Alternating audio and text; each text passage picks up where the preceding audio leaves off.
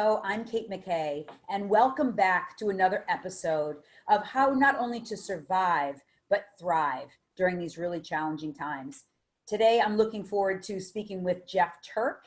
I know him personally, but I will be reading his bio. Geoff started coaching fitness 8 years ago and has been the head coach at CrossFit Full Potential for 6+ years. He holds multiple certifications, including CrossFit Level 2 trainer, CrossFit Movement and Mobility, and OPEX program designer and assessment. I'm looking forward to introducing Geoff, so thank you and welcome for coming on. Hey, thanks, Kitty. Good to be on. So personally, Geoff's been my man, has been my coach through my CrossFit experience, and he's been able to put up with me because I'm a pain in the ass. You just dance to the beat of a different drum. Yeah, right. No, I'm a pain in the ass, Jeffrey. You can admit it. No, nobody's a pain in the ass. Just special. Oh gosh, right now I'm special. No. So listen, the reason why I'm bringing Geoff on to this, because he's a super important person to me personally, because he's a heart-centered guy and he's also just like a total dude and he's a badass. He's done some amazing things and he's a super humble individual and I respect him greatly. And so thanks a lot for being here. Yeah, thanks for having me on. Glad to be here, Katie. So we are going through some super challenging times, and what I've been talking about to a lot of people is about how this experience has created this really level playing field. That like people who more money, less money, more fit, less fit, all these different ways has sort of brought us all down to ground zero in many ways. So what has been your experience, Geoff? How have you been, what's going on in your life personally and how are you doing? I mean, for us, it's just about adaptability. And if you're not able to adapt to a different situation, if you're totally ingrained in like your routine, and when that goes off the rails, you go off the rails. And I think it's been a really challenging time for those people. For us personally, my wife and I, my dogs and stuff, it just means we're spending more time together at home, which is like one of the things we wanted. Yeah. So it hasn't been a bad thing. It's just learning to, do everything virtually now. My wife is having to learn how to teach kids, like she's a speech pathologist, teach kids online how to speak. I'm having to learn how to use stuff like this, Zoom. Like I don't even have an Instagram. Like I'm pretty clueless when it comes to all this stuff, but having to adapt and learn that stuff has been big. Right. But the more we do, I think the more of a good feeling we get, getting through stuff. People start to reach out and say that they appreciate everything you're doing for them, trying to stay connected with everybody. But it's also given, I think, ourselves and then probably everybody else more free time, more time to spend with your family, your kids, your hobbies, whatever it is you want to do. If you have them. Right, exactly. Right. If you have them. And if you don't, it's probably time to find them. Yeah, true story. So I had written an article that you had shared, because I know you do a lot of work with men around mental health. And I had written an article about how men express grief and loss. And I got a lot of play on that article, and people were like, wow, it was so well written. But really, ultimately, I think that it struck a chord with people, because men are different in the way they communicate, and how in our society are we still honoring, or how are we honoring that process, and the lack of sensitivity around how men and women actually communicate and express things differently.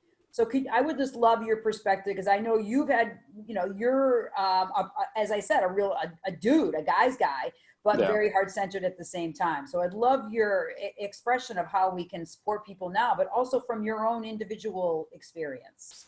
Yeah, so I do a lot of work with Movember every year, and it's centered on like prostate cancer, testicular cancer, and mental health. And I probably back the mental health side of it more than everything else, just because I have more personal experience with that.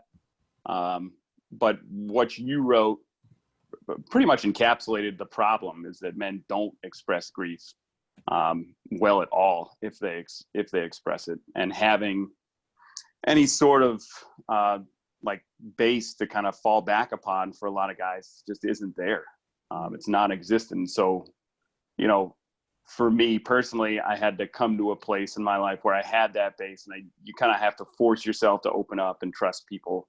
And I'm not saying everyone's going to do that while they're in quarantine here, but that's something I mean, you should be looking into doing, reconnect with somebody you did trust, family, friends, you know, whatever it is.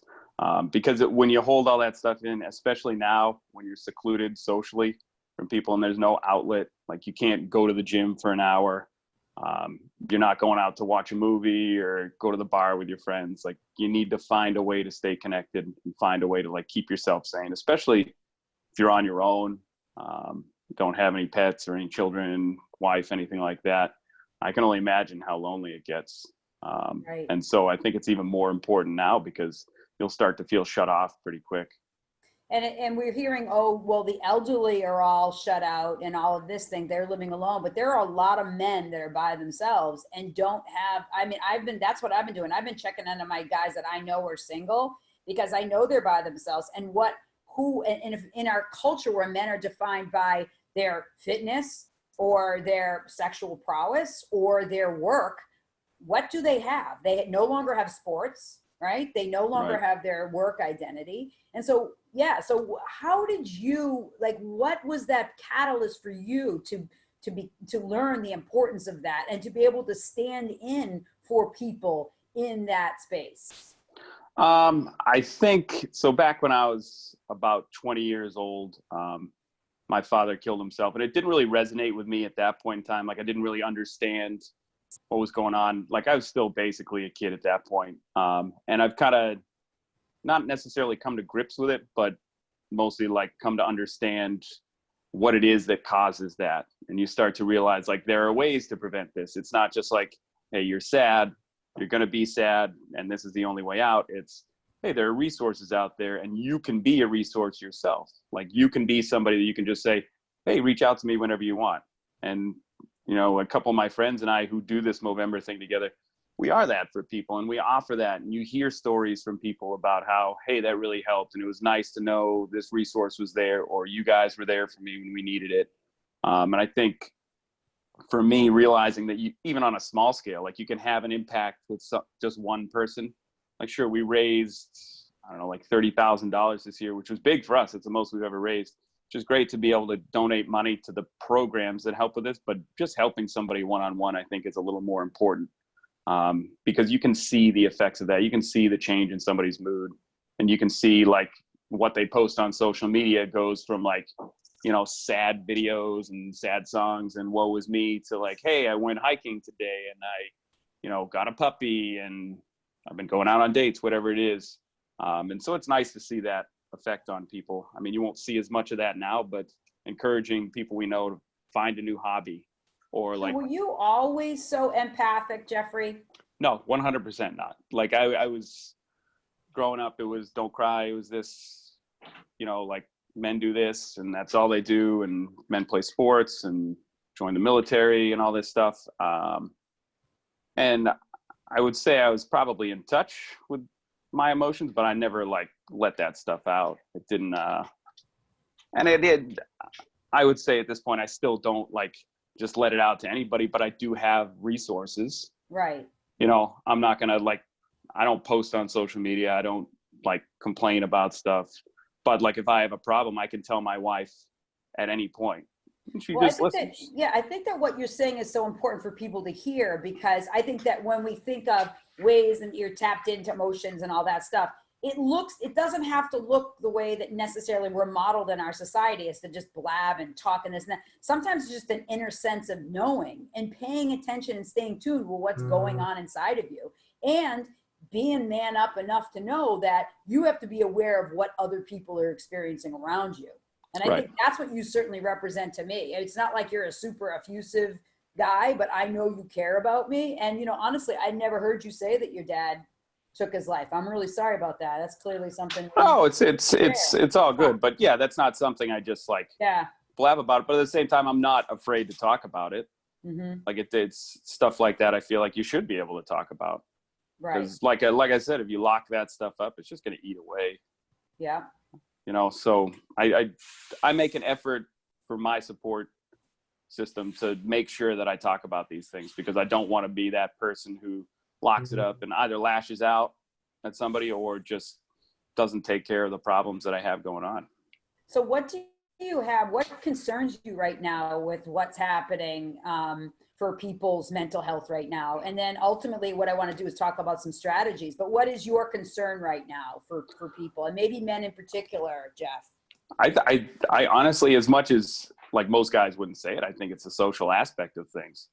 Like I know for other people, I see them, you know, they're social distancing happy hour by going on Zoom and, you know, having 10 people have a drink together, which is great.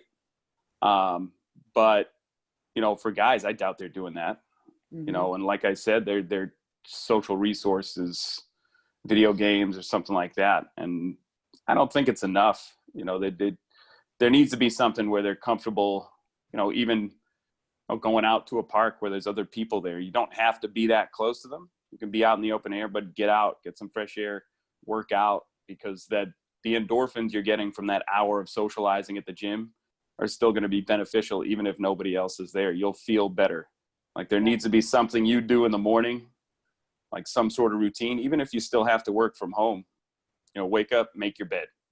That's the first thing. Like always make your bed. Yeah, but you do that, you finish your first task of the day, you move on, like brush your teeth, take a shower, go downstairs, like make your breakfast or whatever it is you do, and then like get your workout in. If you know you're not going to do it later, get it in right then. It could be 50 push-ups. It doesn't have to be much. But everything you do, even if it's just 5 push-ups, is going to be 5 push-ups better than you would have done otherwise. Yeah. So from this time, I know that there's a bunch of programs. There's one in Australia, which I love. And it's called like the Man Shed. And so basically what it is the guys just get together and they build shit, you know? So it's like, what I'm hoping is, even though we're virtual and like, this is like super intimate. And I mean, how rare is it that we're actually sitting across from each other like this, you know? Right. And I think that if we could use technology, and maybe there are some ways that we can help. Obviously I put down Movember here because I donated to that organization too, but if there are ways that we can create conversations like this, and that's why literally I'm passionate about bringing you on and bringing men on, so that it's okay to talk about stuff and not have it be like this touchy-feely thing, but it's like literally like check in. And the number one thing that they said in regards to men and self-care, and this is a chapter that I'm writing right now called Men, Machismo, and Self-Care, which is men need community. This is what the core of what their self-care is tied around community. So what are some ways that we can create community right now for men, when what that looks like, especially as we move through this and out, because the paradigm is here, right? Everything's going to be different on the other end. And so what are ways that we can start resourcing out as warriors and create that system for people to tap into? Well, I mean, like you said, doing I love that. What'd you call it? The man cave? The Man Shed. The Man Shed. Yeah. Where you're building stuff. But that's like, I have a few friends. We all have a wood shop. You know, you send a picture of whatever you're working on. If I need advice, I'm not good at this, that, or the other thing. I need advice on how to do something. I'll reach out. You know, it's something simple like that. Like we have probably 7 guys on a text message there. That's like, so awesome. Like that alone is at least a bit of socializing, which probably leads to more socializing. Like you send out a message and you get 10 different responses. That's so great. You know, but doing stuff like that and throwing out challenges to your friends. I've seen the 10 push-up challenge going around, I think. Like see 10, do 10, give 10. Yeah. I think it was. But stuff like that. I like, don't be afraid in this time to like video yourself. Like I'm far from narcissistic, but you know, I'll put a couple of videos out there if I think it's going to help somebody. You know, I think it's going to keep somebody involved. Like it's really not my thing. I don't like posting on social media. Frankly, if I didn't do like the charity work with Movember and I didn't work at the gym, I probably wouldn't have social media. There's no real stimulation there for me. But I think right now it's very beneficial being able to check in on everybody. You'll be able to see like who's posting stuff, who's doing stuff, who's doing well, who's thriving, and who's not. Right. You know, exactly. And those are the people like, hey, haven't heard from you in a couple weeks. What's going on, man? Like, how are you doing? What do you need? Right. Like, can we help you at all? Yeah, I love that. Because I know like coming into the gym, you always would do a circle and check in on everybody. Like, like clearly you're like a complete empath. It just maybe wasn't fostered into you, but you are such a freaking empath.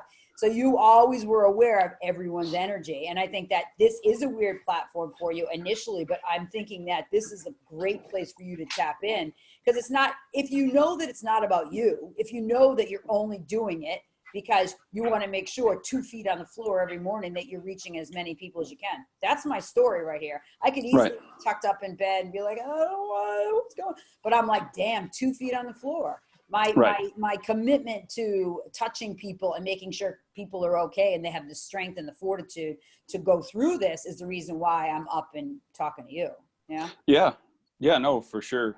You know, I read this thing on Reddit once, and people can look it up. It's called No 0 Days. And it was basically a comment on a post that somebody wrote that they're just, you know, they feel lost and they feel depressed and they feel like they never succeed at anything they're trying to do. And this person responded with no 0 days. There are a few rules to 0 days, but basically the idea was don't ever let a day pass where you don't do anything to make yourself better. So if you want to be fitter, do 1 push-up before that. Like if it's 11:59, do 1 push-up. If you wasted the whole day, at least you got that 1 push-up in. You want to learn to speak another language? Good. Do like 1 worksheet or listen to 1 tape. Doesn't have to be like, hey, I have all this time now. I spent 12 hours doing my hobby that I want to get better at. It could be like, hey, I did an hour of this and then I did 11 hours of what I'd normally do. And I kind of sat around, well, hey, you're an hour better than you were yesterday. Right. I love that. And what about we take that no 0 day to be like, you don't do 1 thing for yourself and then for somebody else. Like you don't reach out to like 1 person. Right. You know? Because it's not hard. No. You know, I must have sent, I don't know, 25, 30 emails this morning to people we hadn't been hearing from. Wow. You won't hear back from everybody, but you'll hear back from most people. And now most of those people will pop online later, like take a live class, that'll hop onto SugarWOD, do the workout, write some feedback, and at least it gets them involved in the community they're used to being in. Well, that was one of the points actually in the article about the grief and loss with the men thing, is that don't expect response. Like if you just say, hey, listen, I hear you. Like you were saying this earlier, I hear you. I'm here for you. If you need anything, I'm here. That's enough. And you can, you know, and expecting that you're going to get this huge, you know, blathering of, oh, I'm suffering, you know, like, no, like it's enough that they know that you're there. Right. And I'd say most of the time you're not going to get something like that. Like you might get a, hey, I'm good. I'm good. You know, even if they're not good, but it'll be a, yeah, I'm good. Right. Like, because that's a guy thing. That's guys say that, like, just like, hey, I don't want to talk about it. So I'm good will suffice. Yeah, exactly. You know, and we've all been guilty of it. And I'm sure it happens to women too, when they don't want to talk about something. No, I'm fine. Right. And you know what? It's okay. And I think that's the big point, is that if they say I'm good, which means I hear you. Right. Yeah. But at least you reached out and they know. Yeah. They know that you care. Right. So that's awesome. So we talked about creating a structure, which is absolute. I mean, clearly that's your style, creating that fitness. What are you doing for nutrition and like how are you working on that? Because you're pretty disciplined in your nutrition. Yeah. Yeah. You know, we had wanted to make some changes anyway, and it was kind of hard because our schedules are so different. And I was eating extra meals throughout the day to kind of just keep moving, because I work a split shift, you know, 4 hours in the morning, you know, drive home for a half hour, a couple hours at home to do some projects, half hour back to the gym, 4 hours in the afternoon. And so it's like you're kind of out of the house for most of the day. You know, you're home for a couple hours, but it's not really enough time to get into anything too much. So we've been able to kind of dial it back in. We've set times where we're eating, you know, breakfast, lunch, a snack. We set like a time for dinner, but we have time for like, you know, self-care for ourselves. Like we set up a dartboard a while back, and now we've played, you know, every night for 45 minutes to an hour. That's so fun. You know, so stuff like that. The routines have really worked out awesome for you. Yeah, they've worked out well, and it's allowed us, like I said, to dial the nutrition back in. Right. You know, I wouldn't say we have stockpiles of anything. We're not hoarders, but we had frozen meat and, you know, potatoes and vegetables and all that. So it's been easy to kind of get some extra food prep in, make sure that we're well fed throughout the week. So we're not having to, you know, delve into frozen meals or anything like that to create that sustainability throughout the day. You can just go into the fridge, you know, and every couple days cook another fresh meal. Right. That's awesome. And that's Geoff's a newlywed. So isn't it wonderful that you have this time to build on the intimacy of a deepening relationship? It's awesome. Amazing. It's awesome. Oh my gosh. Some people don't like being stuck home with their families right now. And for me, I'm like, well, I don't have little kids, so I don't understand. Right. You know, like all we have is 2 dogs that hang out with us everywhere we go. And then, you know, the only thing would be all those little honeydew things that I said, I'll get to it when I get to it. It's kind of like, I have to do it now. Right, exactly. No way out.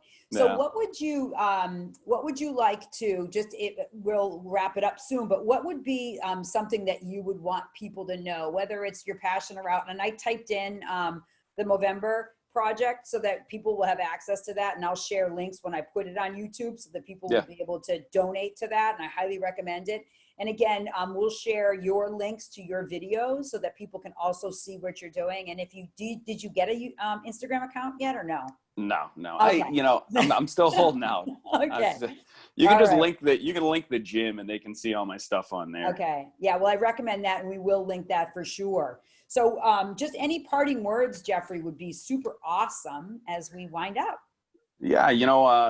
Even to me, don't be afraid to reach out if you're having trouble, like even finding a schedule, like figuring out what it is you should do every day. Like if you have a job, you're probably still working on it at home and trying to adapt to that. But if you lost your job, there might be a lot of anxiety, a lot of things you can't control aside from, get your unemployment going and hope for the best.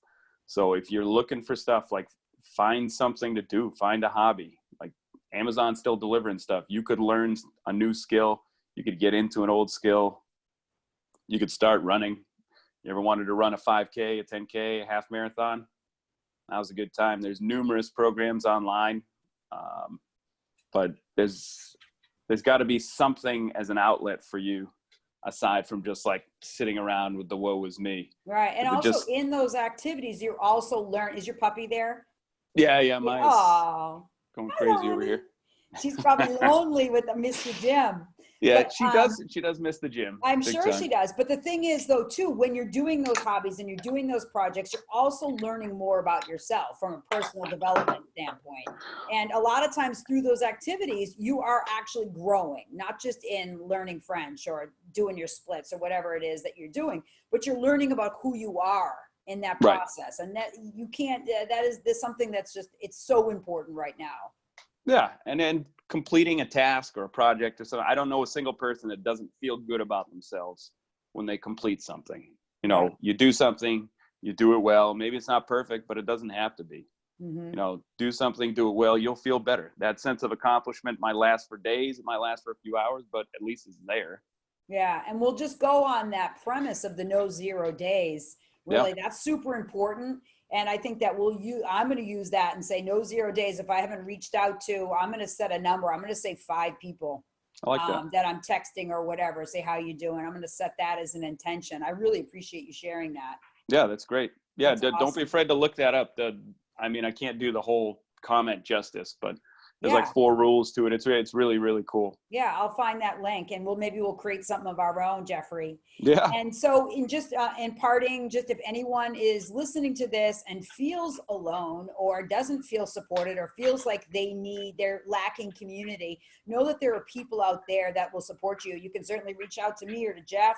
We're on social media, we're on Facebook anyway. And you're not alone. And there are people that care and love about you, and your life is worthy of, and you're here for impact. You may not know what that is right now with the loss, but you are here for impact, and we need you. We need every single person right now to stand up and be the warrior that you came here to be. Heck yeah. I like that. Yeah, me too, Jeffrey. Thanks so much. I appreciate it. And thank you so much for viewers and listeners to be a part. And I will definitely tag on the connections and how you can learn more about Geoff and see his badassery in action through his videos on Full Potential, where it's just my gym, my home gym. So take good care. Blessings to all, and we'll see you soon. It's great. Thanks, Katie.